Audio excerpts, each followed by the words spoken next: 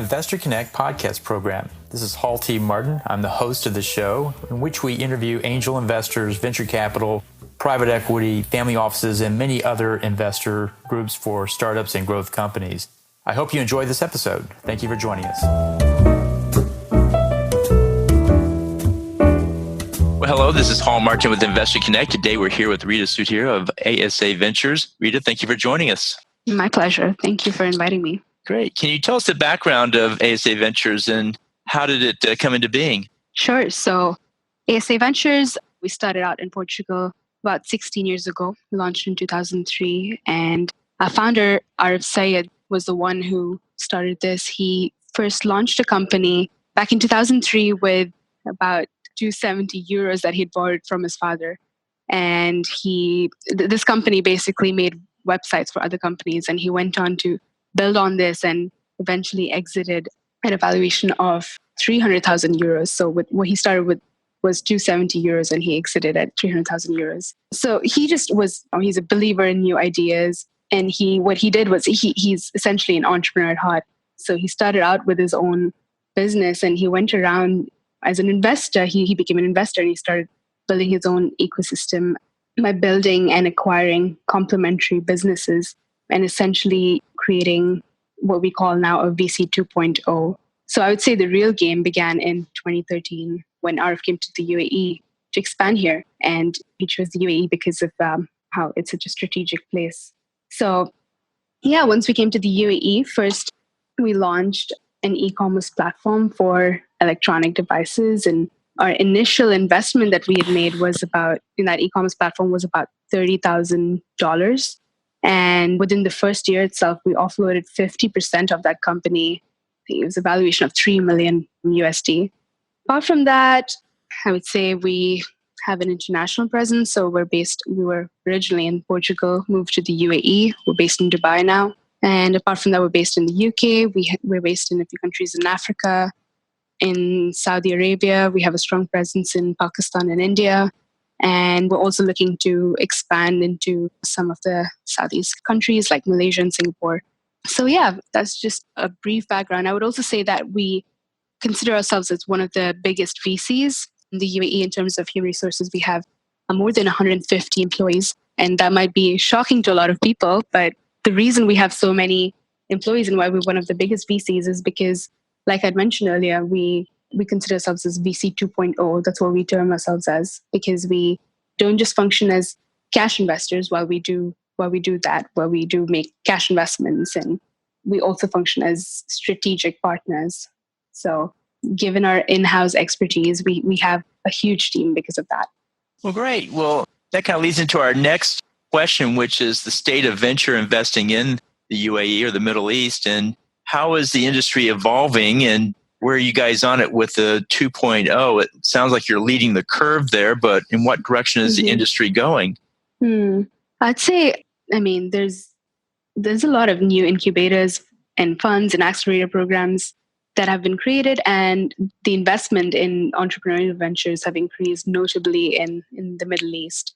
If you're talking about the startup ecosystem, the UAE has a very small percentage of VC-backed startups at like 23%. Most of the startups acquire the funding either through their own personal savings or through family and friends. But that being said, in the past 5 to 8 years, there have been a lot of incubators and accelerator programs, a lot of support from the government as well. So I think it's something that is really growing, and a lot of startups are, showing potential here. So for those who want to invest in this sector, what would you tell them to keep in mind? We have a lot of investors that like to follow along, and for investing in this particular group that you're at, what do you think is the key thing that you have to keep in mind? Well, I'd say there's a lot of room to grow and experiment. It is a very strategic place to invest in. I think the UAE is a strategic location between the East and West, which makes it accessible to some of the major emerging economies. It's a strategic place and there's a lot of room to grow and experiment. The market is growing. There's a variety of cultures from all over. Startup culture is growing. There's a lot of potential. Also, the UAE government is really powerful, and they can transform. They have the ability and the power to transform the UAE into the next investment hub. You could call it Silicon Valley on steroids. So there's just a lot of potential here in the UAE, and I think it's a very exciting space to invest in. So let's talk about your investment thesis for the fund that you have there at ASA. What is your investment thesis for this sector? When we look into startups, I would say we call ourselves sector agnostic. We don't necessarily limit ourselves when we screen startups. But that being said, we also find ourselves leaning more towards tech-based startups. And some of the things that we would like to see in a tech-based startup would be traction, proof of concept, revenue generation. Maybe sometimes a startup may have a strong product, but no revenue yet. And that's okay. It's not necessary that they have to generate revenue, but there are certain other things that we look at, like is the team dedicated and hardworking? Do they believe in the product or the service that they have? In terms of traction, and if it's not a revenue generating startup, then do they have LOIs? I think another thing that we look into is it scalable?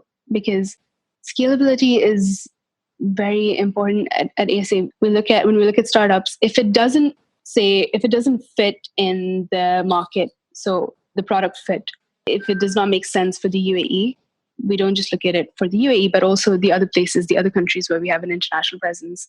So often the market might be too crowded in the UAE, but it may fit perfectly in a market where we have our presence elsewhere. And so we never really reject an investment opportunity without doing a market research for all the countries where we have our presence. Of course, we don't do this for all the startups, but if there's a startup that shows potential for disruption or a clear competitive advantage with a solid strategy, then yeah, we look at it across all markets.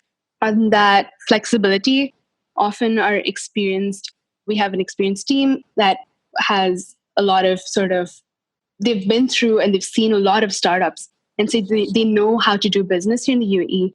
And so they often would suggest a better way of doing business. And they might at times tweak certain areas in the business model of a startup that approaches us. And so I think something that we look at is flexibility from the founder.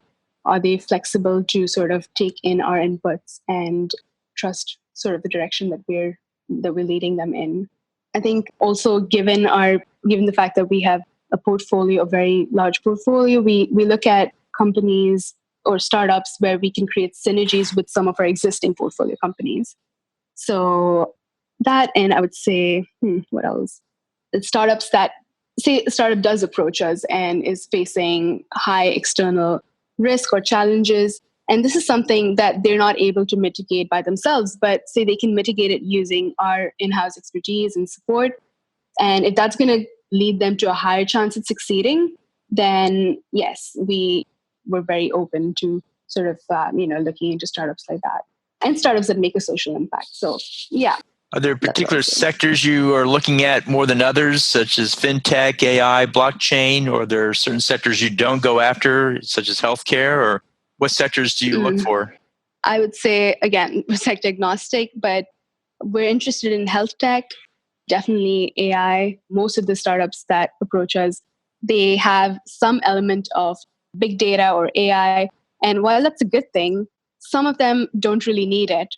And so when we look at startups, we really look at, okay, does this really make sense? Is it really required? Yeah, that's what I'd say. Well, great. So what are the challenges in this space? What do you see as the biggest issue that your startups face to grow their business? Is it revenue traction? Is it strategy? Is it regulatory? Where do you see the challenges coming up most?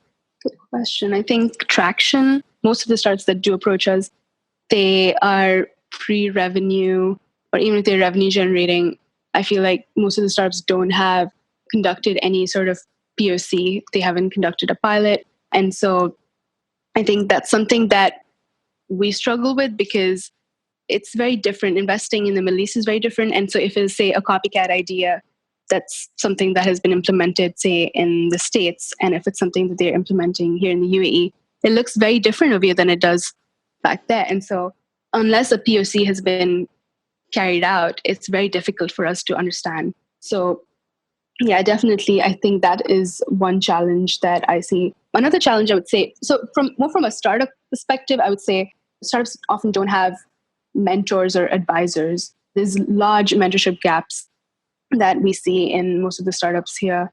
So I think that is one challenge that I see from a startup perspective. From a VC perspective, I would say timing. So the startups that approach us, we feel like it might be booming again in the West, but the timing over here might differ depending on the local climate and culture's imperatives. So I think that's one of the challenges from a VC perspective, where we see a lot of startups who copy ideas from the West and bring it here, and it might be great and successful, but it just might not be the right timing here.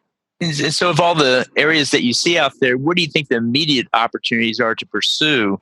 Are we looking at AI or blockchain or anything like that? Or do you see other opportunities that are more relevant to the UAE that you say are more ripe for attention?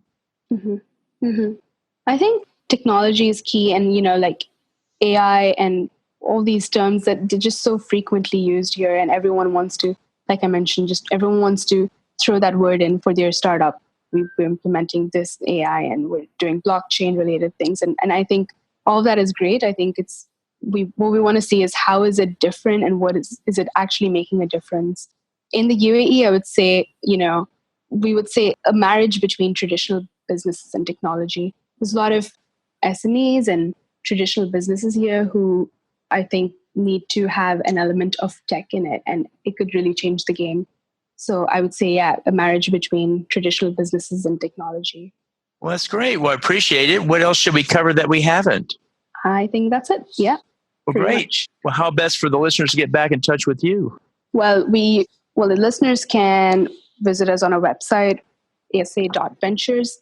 We also have our LinkedIn, which is asa-ventures-AE. And we also do our YouTube vlog series. You can just follow us on ASA Ventures. Very good. Well, we'll put that in the show notes so people can get back in touch with you. So appreciate your taking time to join us today, and hope to have you back for a follow-up soon. Investor Connect helps investors interested in startup funding. In this podcast series, experienced investors share their experience and advice. You can learn more at investorconnect.org.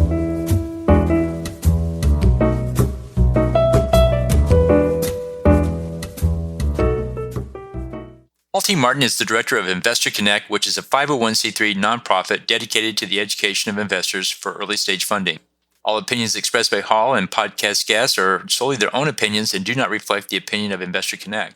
This podcast is for informational purposes only and should not be relied upon as a basis for investment decisions.